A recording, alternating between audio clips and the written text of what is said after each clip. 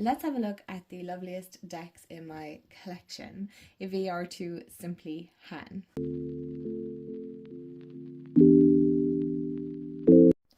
Hey everyone, and welcome back to my channel, or welcome to my channel if you're new. Hi, I'm Mand.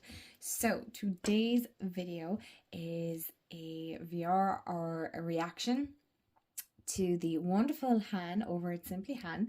I'll make sure to tag her channel below. She's done a fabulous tag on the loveliest decks in my collection. It's a Valentine's Day tarot tag, and this will be kind of like an extra video because Han had the same thoughts as me. And as you will have seen in my previous videos, that I have done decks that I feel are great for self-care, self-love, because I know Valentine's Day, again, can be a funny topic for some people. Some people don't like it.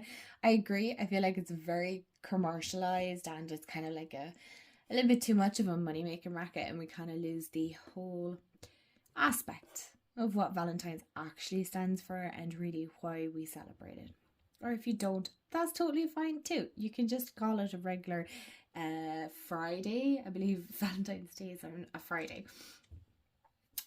Yeah, I had to count there for a second. But she has 8 wonderful prompts that I am going to answer. All of these, bar 2, are mass market, but I believe these indie decks are still like available, so I think, as far as I know, but I'll make sure to tag all the decks below. And yeah, let's hang out for a little while, chat some loveliest decks in my collection. Although I'm biased, I think all my decks are lovely. And we will get into the prompts. And again, thank you so much to Han for tagging me in this. I'm so excited to do my reaction. The first prompt is the Heartthrob deck. Which deck swept you off your feet at first sight? I had a few, so I had to kind of sit and think with it, sit with it and think for a minute. But I feel like the deck that kind of swept me off my feet the minute I had it in my hands, and I'm going back a little while, is a Divine Feminine. Now, I've chatted about this deck a lot on my channel, and this is a Divine Feminine tarot deck by Corcorina. It is one of the indie decks that I will mention in this video. I do, if you're new here, keep a beautiful tiger's eye because I feel like it matches the back so pretty, or so well, I should say. But I was gifted this a couple of years ago by my wonderful fiance for my birthday. I believe I actually got this for my birthday, and I'll make sure that I'll keep the box there so at least you guys can see it, and a crystal. And I had only loosely mentioned, because I'd seen this online, the gold has held up pretty well considering I have used it a substantial amount. These are the backs. It's a very glossy deck, but it's one of my favourite decks to shuffle because it shuffles so very well. But this is a deck I just, from the get-go, fell in love with. I loved the simple artwork. I love the gold, which before I was always kind of like a silver girly, but I'm loving gold. And I love the intuitive hits. I don't have the guidebook with me, but it is a chunky, juicy, but like to the point guidebook. That's all you want. But this is very Rider-Waite Smith, so it's easy to kind of pick up.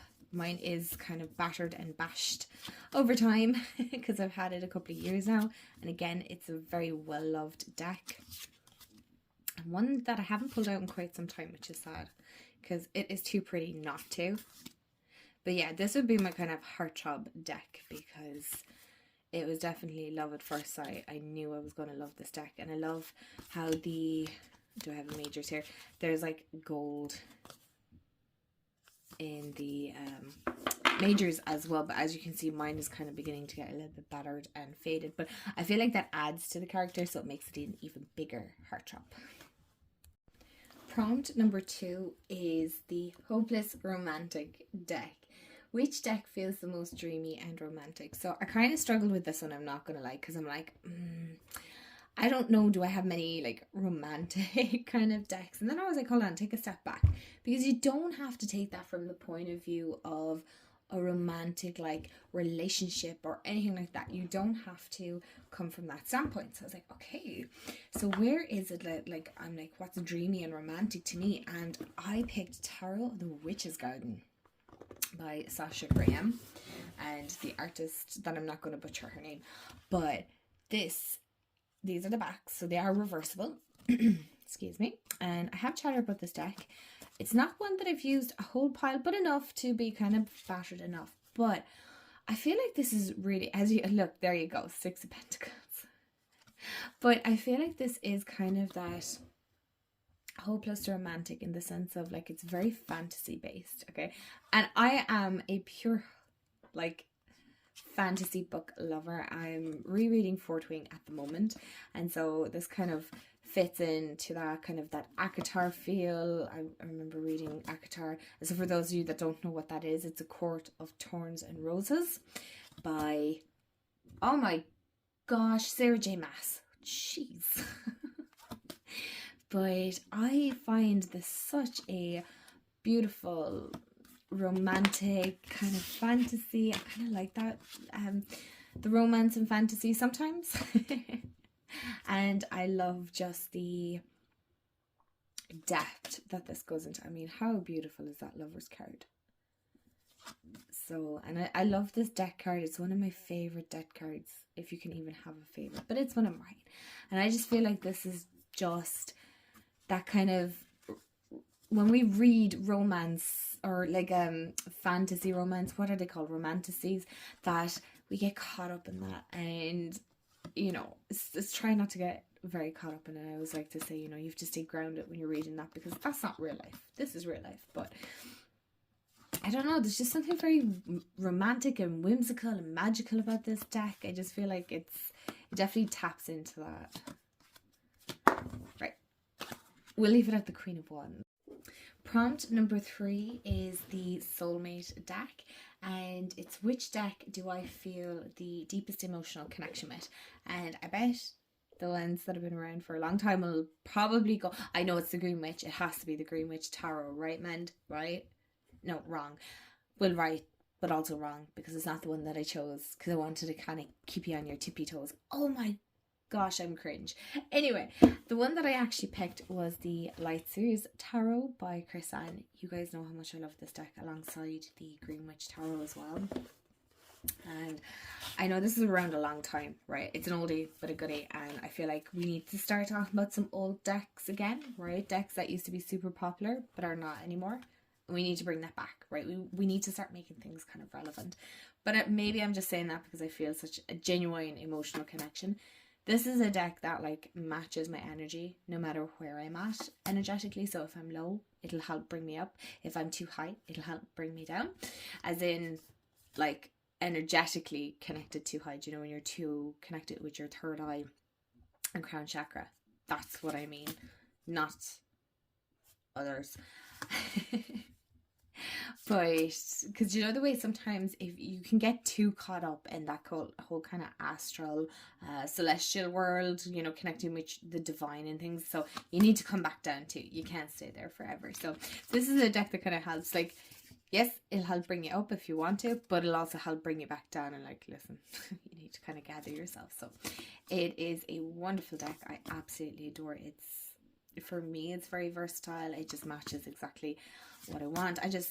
For me, it's just that connection. I don't know how sometimes to articulate it, but it is definitely one that I can pick up at any stage, and I know I will love it. I know the reading that I'll get is like spot on, even if I don't agree with it, but that's the joys of tarot. So yeah, that is the Light Series Tarot, which would be my soulmate deck. Prompt number 4 is the Self-Love deck. And it's which deck helps me reconnect with myself and practice self-care, which is a super interesting one, because I was like, okay, what's the deck that I feel like when I'm disconnected, what's the one that I kind of drawn to? And that is actually, it just happens, of course, to be about Chris Ann, but it's the Muse Tarot. And I've talked about this before, because for me, self-care looks very much along the lines of being creative. Okay, so yes, it is looking after myself, and yes, it is doing the skincare and the resting and all that. But for me, on kind of a deeper level, self-care for me is creating. It's working on my journal, it's creating art, it can be colouring, it can be anything like that, but it has to be in an artistic way, right? That for me is huge self-care. These are one of my favourite backs as well. And this is a collage style deck, and it is the one deck that helps me bring me back to myself, to my creative self, to connect with that kind of artist side of myself that I quite enjoy being tapped into. I like creating, I like making things, and it helps me to, one, like express myself, but also it's great for me to connect and kind of tap into intuitive messages and things that I'm wanting to connect with, or that I need to hear that I'm not hearing. So I do feel like it is a great one for self-love because it's quite quirky in its way, and the style is very different, but from me, I can see from an artist point of view that it's quite beneficial to be connected to myself and then like creating. So when I'm making that time for self-care, so if I'm working on my journals, I kind of lose track of time, so it actually helps me connect with myself more, and I feel better for it. So I notice when I don't create, or when I don't journal, or when I'm not just making things. So this would be my self-love deck. Prompt number 5 is the Power Couple combo, and it's my favorite tarot and oracle deck pairing, and why. So this is where it comes up. So the Green Witch Tarot, again, is one of my favorite decks, paired with, and I've shown this before, Celtic Spirit Oracle by Nicola McIntosh, and it is a rock pool. I have that upside down anyway, and which is very strange for me because if you know, or if you don't know, I should say, I am Irish, right? And so this deck, the Celtic Spirit, is very much elemental, right, and fae based. And if you know anything about the Irish, you know that we're very superstitious around the fae and working with fairies, and it's not really energy that I work with a whole pile. And I have great respect, and this is one, I'm going to zoom you guys in so you can see, one powerful combination. I love my Green Witch Tarot. It always helps me connect back in with myself. So they're the backs, and these are the friends too. And I feel like these just connect so well. The messages are so impactful, right? They pack a punch. It doesn't mess around. The artwork is a little odd on the Celtic Spirit for sure. And I think, is this a 36? Yeah, it's a 36 card. So you know my, what's the word I'm looking for? I want more than 36 cards. So I don't know. That would be great, but look, I get it. There's a lot of work that goes into it at the same time. So even if I don't move these two, you can still see how it connects. Like heart center, surrender, let go, tree of chalices. So I just love the way these go together. It will call me out. That's for sure. It will call me out. It's very insightful. There's no beating around the bushes, they would say. But it's just so impactful. It honestly makes a difference. And I've been avoiding working with it because sometimes I just don't need to have such a power punch of messages.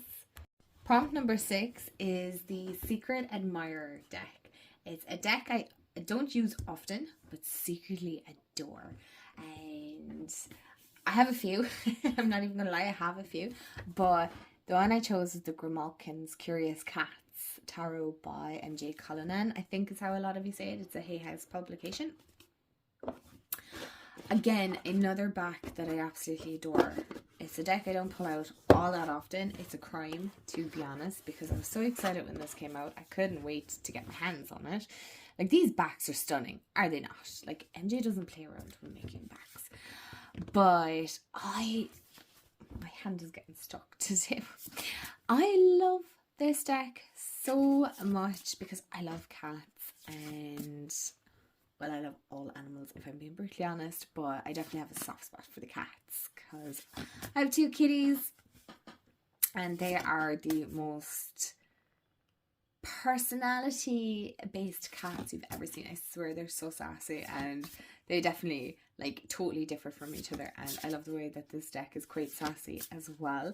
It's very different, it's very unusual. It wouldn't be kind of a deck, I don't really particularly go for like dog tarot or cat tarots, but this is just, I don't know, there was something about it that I love so much. I love watching cat videos as well, so because I just think they're hilarious. I really do. I think cats can be so underrated sometimes. I feel like some people can be so mean about cats because they don't like them, and I'm like, no, cats are their own little beings. You just don't like the fact that they're just not obedient to you. That's all. But I love them. I love this deck. Even looking at it now, I want to work with this now. Prompt number 7 is the Forever Love deck. If I could only keep one deck, which one would it be? Or which would it be? And I found this one so difficult because I really wanted to pick my Green Witch Tarot. I'm not going to lie. I really did want to pick that one. But I said, do you know what? I'll pick another one just for the sake of keeping it different, or not even different, but just changing it up. I would choose my Dark Mansions Tarot, or the Dark Mansions Tarot. This is the second indie deck that I was saying that's in this video. I like to try and make sure everything is mass market and easily accessible because I don't have many indie decks. But anyway, I love this deck, and it isn't because it's an indie deck, sorry about my squeaky chair, that I'd be like, if I could only keep one deck. It's because this has been a great little deck for reading for others, reading for myself, and most of all, connecting with my ancestors and past loved ones. This has been an unbelievable deck that has helped me connect with past loved ones, not just for myself, but with others, for others, I should say.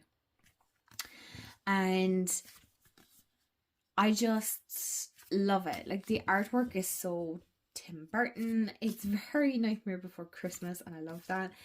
It's one of my favorite animated films. I like animated movies anyway, and I just love this deck. It's just something that I will forever have in my collection, we'll say. I will never get rid of this. I will never get sick of it. And I waited a very long time for this as well. It took a lot longer than I had thought it would to get to me, but I'm absolutely and utterly obsessed with this deck. And if I could only keep one and I could only work with one deck for the rest of my days, it would have to be the Dark Mansions Tarot for sure. I love the feel, I love the card stock. There's just, I don't think there's anything, maybe a guidebook. I would love a guidebook with this, but that is like really nitpicking because it follows Rider-Waite-Smith. But other than that, this ticks all the boxes for me. And the last prompt, which I absolutely adore and I found very, very interesting, is the love letter card. And it's a card that feels like a love letter for, or to myself, or someone special. And I knew exactly the deck that I wanted to choose from, so I cheated a little. It's an oracle deck, it's not a tarot deck, and it's from the Circe by Elizabeth Riley. I have talked about this. I will announce this on my post, so hopefully you'll see this before this video. But Liz did message me, by the way, not sponsored or anything like that, and she did state that shipping for this deck to America is €18 postage, with, you know, plus obviously the price of the deck and things like that. So it's €18 to post to America. I don't know what that is in US dollars because of conversion rates and stuff like that, but as far as I know, she is now, that's what she was saying, it is €18 to ship to America. So I'm assuming, like, if you message her and stuff like that and say you're from America, I'm sure she'll sort something out if it's not on the website. I just wanted to mention that while I was thinking of it. Anyway, the card that I picked from this is the Robin card, and it's always close by. And for me, so you're probably thinking, but that's a strange one. It is, yes. Robins hold a lot of significance, I know, to everyone, but they do hold a huge significance to me and my journey. And I'm feeling very emotional right now talking about this, because I would have robins appear when I was not feeling the very best, or if I was very low. And there's been points in my life where I would just go for walks just to get out, and I would have a robin appear. And so it was also kind of for me a reminder that not only were my loved ones near, but to keep going, to keep fighting for it, keep going forward for whatever it is I was going through, or keep, plowing through this difficult situation or a difficult moment that, you're feeling, and you will get there. And it's like a constant reminder that putting one foot in front of the other is also relevant, and looking after myself will always be important. But I also have loved ones out there. So if you are having a moment yourself where you're finding it difficult, what I would say is try and get out in nature. I know you hear that so often, it's like, get out in nature, but I promise you feel so much better, because you will notice these little things. You will notice flowers are starting to bloom. You'll notice that spring is hinging, it's there. You'll notice that you also have your own little visitors, whether it be a robin, or maybe you have different little creatures or critters and things like that that come to you. But it was always a reminder for me to know that I'm looked after, and that I need to look after myself as well. So I want to say a huge thank you again to Han for making such a lovely, lovely tag. I absolutely love doing VRs to these kind of videos. And yeah, let me know if you are doing this video. I'm going to tag whoever wants to do this, okay? So if you've watched this and you're like, I'd love to take part, please feel free to do so. Make sure you let Han know as well that you've done a VR, because it's her tag after all. But I'd love to know what is your lovely decks, or what are your loveliest decks in your collection. And to remember, just especially if you're watching this on Valentine's Day, that even if you're not with somebody, or you're just out of a relationship, or whatever may be the case, right? Maybe you're going through a rough patch, that one day doesn't define your entire relationship, or your entire relationship with somebody, or a relationship with yourself, okay? Just because in social media it looks like it's great, and they're getting their roses and their chocolates and their teddies and necklaces and whatever other stuff, that there is more to just receiving gifts on one day. We have 364, not counting a leap year here, days in the year. Remember, you're worth more than just one day of recognition in the year. Maybe two, including your birthday, but you're worth more than that. Okay, Valentine's Day is not the day that you should be loved the most and only. Alright, just a quick reminder now. Anyway, I'm sending you huge love and huge hugs and all of the good vibes and feels. And I hope you have a wonderful day wherever you are in the world. And I'll chat to y'all in the next video. Bye guys.